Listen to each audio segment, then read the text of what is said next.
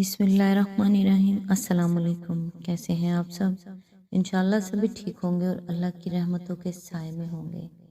جب آپ کا دل بلا وجہ اداس ہو تو اس انداز سے وضو کریں کہ پانی کا ایک ایک قطرہ جو آپ کے چہرے اور ہاتھوں سے ٹکراتا ہے اسے مکمل شعور کے ساتھ محسوس کریں، اور اس انداز سے قرآن کا ترجمہ پڑھیں کہ سارے جہانوں کا مالک اللہ تعالیٰ اس وقت آپ سے مخاطب ہے اور آپ کو گائیڈ کر رہا ہے، آپ کو تسلی دے رہا ہے۔ یہ سب کرنے کے بعد آپ کے دل کو ایک عجیب سا سکون ملے گا جو اور کسی چیز سے نہیں مل سکتا، کیونکہ میرے نزدیک اگر روح بیمار ہو تو قرآن سے بہتر کوئی دوا نہیں ہے۔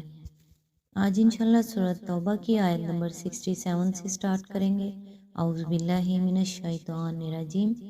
منافق مرد اور منافق عورتیں سب ایک دوسرے کے ہم رنگ ہیں، برائی کا حکم دیتے ہیں اور بھلائی سے منع کرتے ہیں، اور اپنے ہاتھ خیر سے روکے رکھتے ہیں۔ یہ اللہ کو بھول گئے تو اللہ نے بھی انہیں بھلا دیا، یقیناً یہ منافق ہی فاسق ہیں۔ اس کی تفسیر ہے، یہ تمام منافقین کی مشترکہ خصوصیت ہے، ان سب کو برائی سے دلچسپی اور بھلائی سے عداوت ہوتی ہے۔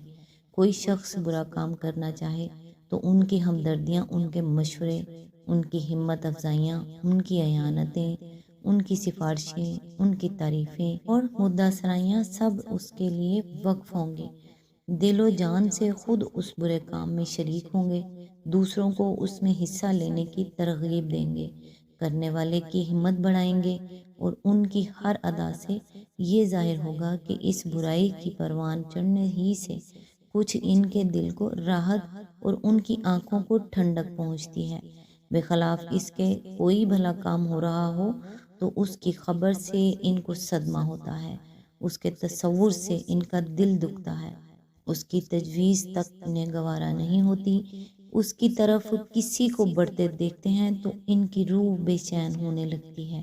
ہر ممکن طریقے سے اس کی راہ میں روڑے اٹکاتے ہیں، اور ہر تدبیر سے یہ کوشش کرتے ہیں کہ کسی طرح وہ اس نیکی سے باز آ جائے، اور باز نہیں آتا تو اس کام میں کامیاب نہ ہو سکے۔ پھر یہ بھی ان سب کا مشترکہ خاصہ ہے کہ نیکی کے کام میں خرچ کرنے کے لیے ان کا ہاتھ کبھی نہیں کھلتا، خواہ وہ کنجوس ہوں یا بڑے خرچ کرنے والے۔ بہرحال ان کی دولت یا تو تجوریوں کے لیے ہوتی ہے یا پھر حرام راستوں سے آتی ہے اور حرام ہی راستوں میں جاتی ہے۔ بدی کے لیے چاہے وہ اپنے وقت کے قارون ہوں، مگر نیکی کے لیے ان سے زیادہ مفلس کوئی نہیں ہوتا۔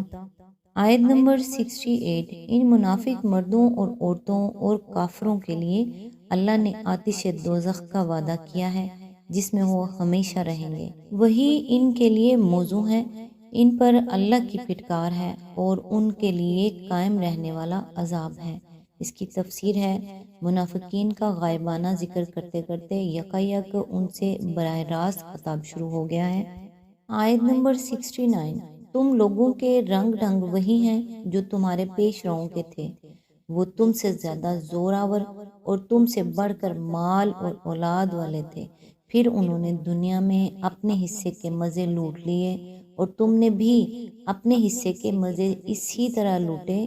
جیسے انہوں نے لوٹے تھے، اور ویسی ہی بحثوں میں تم بھی پڑے جیسی بحثوں میں وہ پڑے تھے، سو ان کا انجام یہ ہوا کہ دنیا اور آخرت میں ان کا سب کیا دھرا ضائع ہو گیا اور وہی خسارے میں ہیں۔ یہاں سے پھر ان کا غائبانہ ذکر شروع ہو گیا ہے۔ آیت نمبر 70۔ کیا ان لوگوں کو اپنے پیش روؤں کی تاریخ نہیں پہنچی؟ نوح علیہ السلام کی قوم، عاد علیہ السلام کی، سمود علیہ السلام کی، اور ابراہیم علیہ السلام کی قوم، مدین کے لوگ اور وہ بستیاں جنہیں الٹ دیا گیا۔ ان کے رسول ان کے پاس کھلی کھلی نشانیاں لے کر آئے،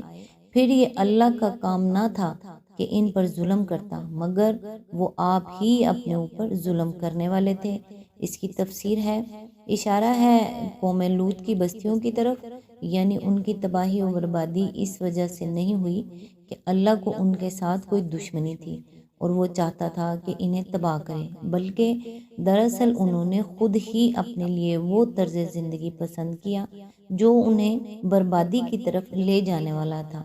اللہ نے تو انہیں سوچنے سمجھنے اور سنبھلنے کا پورا موقع دیا، ان کی فہمائش کے لیے رسول بھیجے، رسول کے ذریعے سے ان کو غلط روی کے برے نتائج سے آگاہ کیا اور انہیں کھول کھول کر نہایت واضح طریقے سے بتا دیا کہ ان کے لیے فلاح کا راستہ کون سا ہے اور ہلاکت و بربادی کا کون سا۔ مگر جب انہوں نے اصلاح حال کے کسی موقع سے فائدہ نہ اٹھایا اور ہلاکت کی راہ چلنے ہی پر اصرار کیا تو لامحالہ ان کا وہ انجام ہونا ہی تھا جو بالآخر ہو کر رہا، اور یہ ظلم ان پر اللہ نے نہیں کیا بلکہ انہوں نے خود اپنے اوپر کیا۔ آیت نمبر 71، مومن مرد اور مومن عورتیں یہ سب ایک دوسرے کے رفیق ہیں، بھلائی کا حکم دیتے اور برائی سے روکتے ہیں، نماز قائم کرتے ہیں، زکوٰۃ دیتے ہیں اور اس کے رسول صلی اللہ علیہ وآلہ وسلم کی اطاعت کرتے ہیں۔ یہ وہ لوگ ہیں جن پر اللہ کی رحمت نازل ہو کر رہے گی، یقیناً اللہ سب پر غالب اور حکیم و دانا ہے۔ اس کی تفسیر ہے، جس طرح منافقین ایک الگ امت ہیں، اسی طرح اہل ایمان بھی ایک الگ امت ہیں، اگرچہ ایمان کا ظاہری اقرار اور اسلام کی پیروی کا خارجی اظہار دونوں گروہوں میں مشترکہ ہے، لیکن دونوں کے مزاج، اخلاق، اطوار، عادات اور طرز عمل میں ایک دوسرے سے بالکل مختلف ہیں۔ جہاں زبان پر ایمان کا دعویٰ ہے مگر دل سچے ایمان سے خالی ہے، وہاں زندگی کا سارا رنگ ڈھنگ ایسا ہے جو اپنی ایک ایک ادا سے دعویٰ ایمان کی تکذیب کر رہا ہے۔ اوپر کے لیبل پر تو لکھا ہے کہ یہ مشک ہے، مگر لیبل کے نیچے جو کچھ ہے وہ اپنے پورے وجود سے ثابت کر رہا ہے کہ یہ گوبر کے سوا کچھ نہیں، بخلاف اس کے جہاں ایمان اپنی اصل حقیقت کے ساتھ موجود ہے، وہاں مشک اپنی صورت سے، اپنی خوشبو سے، اپنی صلاحیتوں سے ہر آزمائش اور ہر معاملے میں اپنا مشک ہونا کھولے دے رہا ہے۔ اسلام و ایمان کے عرفی نام نے بظاہر دونوں گروہوں کو ایک امت بنا رکھا ہے، مگر فی الواقع منافق مسلمانوں کا اخلاقی مزاج اور رنگ طبیعت کچھ اور ہے، اور صادق الایمان مسلمانوں کا کچھ اور۔ اسی وجہ سے منافقانہ قصائل رکھنے والے مرد و زن ایک الگ جتھا بن گئے ہیں،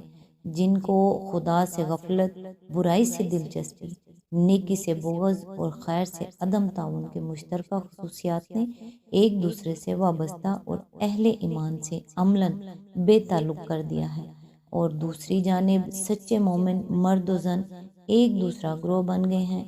جس کے سارے افراد میں یہ ایک خصوصیت مشترکہ ہے کہ نیکی سے وہ دلچسپی رکھتے ہیں، بدی سے نفرت کرتے ہیں، خدا کی یاد ان کے لیے غذا کی طرح زندگی کے ناگزیر ضروریات میں شامل ہے،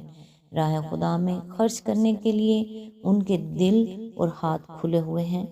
اور خدا اور رسول کی اطاعت ان کی زندگی کا وتیرہ ہے۔ اس مشترکہ اخلاقی مزاج اور طرز زندگی نے انہیں آپس میں ایک دوسرے سے جوڑا اور منافقین کے گروہ سے توڑ دیا ہے۔ آیت نمبر 72، ان مومن مردوں اور عورتوں سے اللہ کا وعدہ ہے کہ انہیں ایسے باغ دے گا جن کے نیچے نہریں بہتی ہوں گی اور وہ ان میں ہمیشہ رہیں گی۔ ان سدا بہار باغوں میں ان کے لیے پاکیزہ قیام گاہیں ہوں گی، اور سب سے بڑھ کر یہ کہ اللہ کی خوشنودی انہیں حاصل ہوگی، یہی بڑی کامیابی ہے۔ آج تک کے لیے اتنا ہی، نیکسٹ انشاءاللہ آیت نمبر 73 سے سٹارٹ کریں گے۔ تب تک کے لیے دعاؤں میں یاد رکھیے گا۔ اللہ حافظ۔